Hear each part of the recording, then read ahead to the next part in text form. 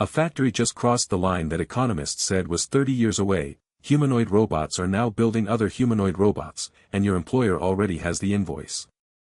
Every major economic model about AI job displacement assumed one thing, that humans would always be in the loop building the machines. That assumption just died. 1X Technologies is running a facility where their NEO humanoid robots perform the manufacturing tasks that produce more NEO units.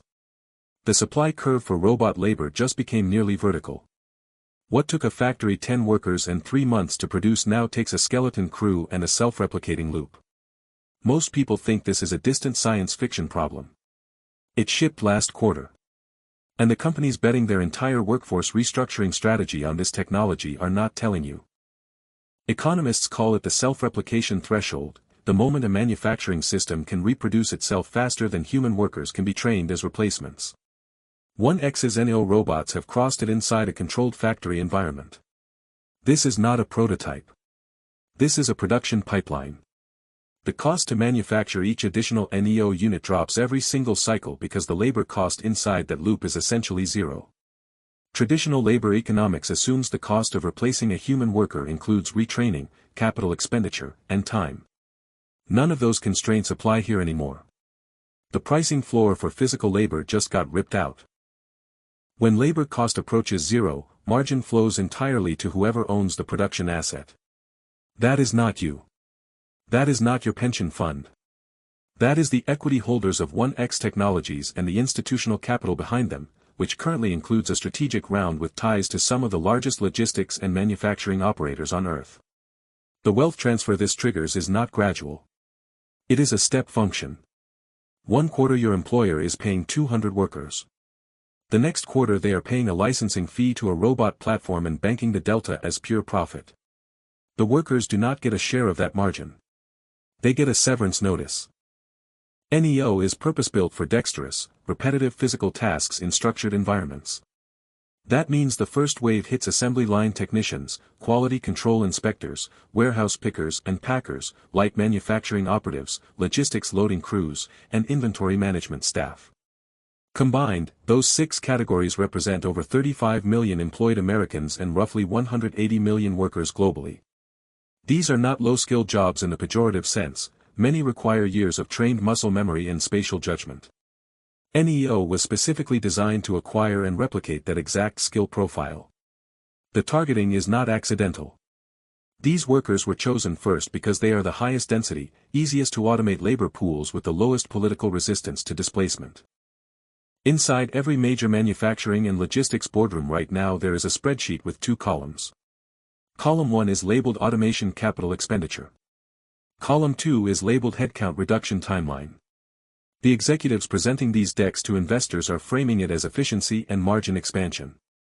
They are not framing it as a humanitarian crisis because they are not required to. The public-facing messaging to employees emphasizes upskilling, transition support, and role evolution. The private messaging to shareholders emphasizes EBITDA expansion of 18 to 40% within 36 months. These 2 messages cannot both be true. One of them is for you. The other one is the real plan. There is exactly one category of person who benefits from the self-replication loop at 1X, the person holding equity in the platform that owns it. This is not theoretical investing advice. This is structural. When a technology eliminates the variable cost of physical labor, the value formerly distributed across millions of paychecks gets consolidated into the equity cap table of the companies that own the robots. The new wealth mode is not a skill, not a degree, and not a certification. It is ownership stake in the automation layer itself. Retail investors currently have limited direct access to 1X, but the downstream supply chain, actuator manufacturers, AI inference chip producers, and robot-as-a-service platform operators, are publicly traded and underpriced relative to the scale of what is coming. Every major policy response to automation displacement, retraining funds, universal basic income pilots, robot taxes, operates on a legislative timeline measured in years. 1X's deployment roadmap operates on a timeline measured in quarters. By the time any meaningful regulatory framework passes a single national legislature, the workforce restructuring will already be complete. The jobs will not come back because the economic incentive to bring them back will not exist. This is not cynicism, This is the same pattern that played out in textile automation, agricultural mechanization, and software-driven banking. The policy always arrives after the disruption has already been absorbed into corporate balance sheets as permanent margin. The asymmetric opportunity in this shift is not complicated, but it is time-sensitive. There are 3 positions available to you. Position 1, ignore it, stay fully exposed to displacement risk with zero upside. Position 2, acquire skills in robot deployment, maintenance, and AI operations management, which buys you 5 to 7 years of relevance before that layer also compresses. Position 3, build or buy ownership exposure to the automation infrastructure itself, which means equity in the platforms, the component supply chain, or the data infrastructure that trains these systems. The window for position 3 at early cycle valuations is measured in months, not years. The 1x factory loop is already running. The question is which side of the ledger you are on when the accounting settles. You now understand the 1x loop, self-replicating robots, collapsing labor costs, and a wealth transfer that is already executing in real time. The employers running this transition are not villains. They are rational actors responding to the most powerful economic incentive in industrial history. But here is what we have not covered yet, and it is the part that changes everything.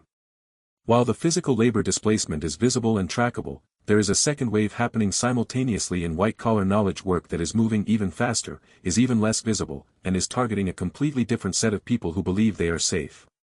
OpenAI's O1 model just outperformed emergency room triage doctors on diagnostic accuracy. Not in a lab test. In a live clinical study. The next video breaks down exactly which professional credentials are now worth less than the API subscription that just replaced them, and what the people at the top of those fields are quietly doing about it. Click the video on screen now. The information in it has a shelf life.